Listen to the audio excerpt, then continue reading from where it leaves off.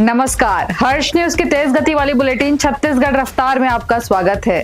चलिए शुरू करते हैं क्षेत्रीय खबरों की तेज बुलेटिन छत्तीसगढ़ रफ्तार। छत्तीसगढ़ राज्य स्थापना दिवस पर प्रधानमंत्री नरेंद्र मोदी नवा रायपुर में बनाए गए नए विधानसभा भवन का उद्घाटन करेंगे। नए विधानसभा की नींव 28 अगस्त 2020 को कांग्रेस सरकार के समय रखी गई थी। अब 5 साल बाद ये भवन पूरी तरह से तैयार है। नवा रायपुर के सेक्टर 19 में 20.78 हेक्टेयर में तैयार हुआ यह भवन पूरी तरह इको फ्रेंडली है। यहाँ पारंपरिक महलों की तरह गुंबद दिखाई देता है। छत्तीसगढ़ विधानसभा की नई बिल्डिंग का आकार राष्ट्रपति भवन से मिलता जुलता है। छत्तीसगढ़ में आज मौसम सामान्य होने की संभावना है। चक्रवाती तूफान मुंथा अब कमजोर होकर लो प्रेशर सिस्टम में बदल गया है और पूर्वी विदर्भ और छत्तीसगढ़ दक्षिण की तरफ बढ़ रहा है। अगले 24 घंटे में यह सिस्टम और कमजोर होकर साधारण निम्न दबाव क्षेत्र बन जाएगा और उत्तर की ओर बढ़ेगा। मौसम विशेषज्ञों की माने तो तूफान जैसी स्थिति कहीं नहीं रहेगी, लेकिन इसके असर से कुछ जगहों पर गरज चमक के साथ तेज बारिश हो सकती है, बिजली गिर सकती है। हालांकि मौसम विभाग ने प्रदेश के किसी भी संभाग के लिए अलर्ट जारी नहीं किया है। छत्तीसगढ़ स्थापना दिवस को नवा रायपुर ऐतिहासिक पलों का साक्षी बनेगा। प्रधानमंत्री नरेंद्र मोदी इस दिन 6 घंटे से ज्यादा समय तक रायपुर में रहेंगे। राज्य के विकास, संस्कृति और आस्था से जुड़े कई अहम प्रोजेक्ट्स का लोकार्पण करेंगे।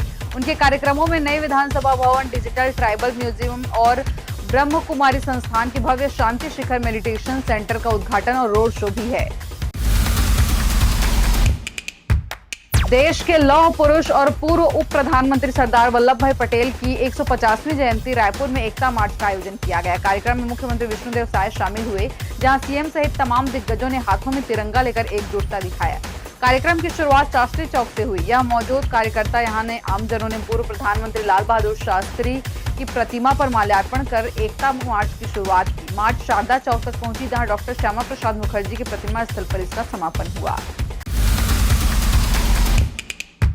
अब राजधानी रायपुर में धरना प्रदर्शन या जुलूस निकालने के लिए आपको टैक्स देना होगा।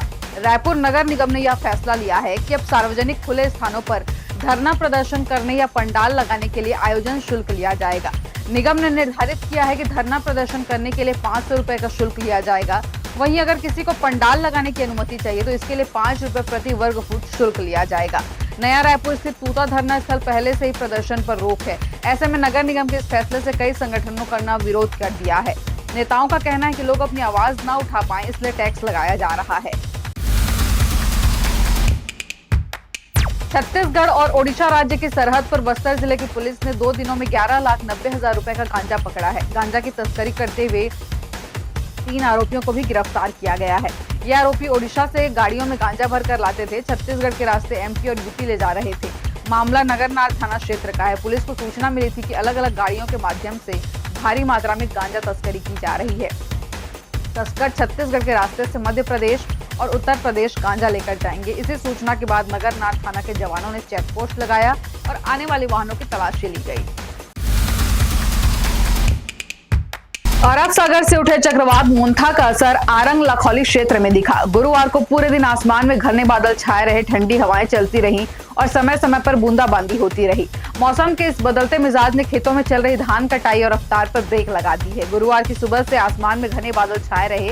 इस दौरान बुधवार की रात रुक रुक कर हुई बूंदाबांदी गुरुवार की देर शाम तक जारी रही, जिससे खेत खलिहान गीले हो गए, जिसके कारण किसानों को मजबूरन धान की कटाई रोकनी पड़ी। रायपुर में छत्तीसगढ़ महतारी की मूर्ति तोड़फोड़ के विरोध में जोहार छत्तीसगढ़ पार्टी ने आज प्रदेश बंद का ऐलान किया। हालांकि चैंबर ऑफ कॉमर्स ने इस बंद को समर्थन नहीं दिया, इसलिए सभी दुकानें खुली रहीं।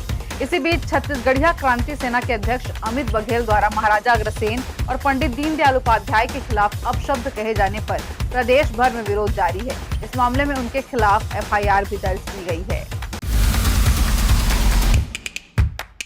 छत्तीसगढ़ रफ्तार की आज की बुलेटिन में फिलहाल इतना ही। अपने आसपास की खबरों से जुड़े रहने के लिए बने रहें हर्ष न्यूज के साथ। नमस्कार।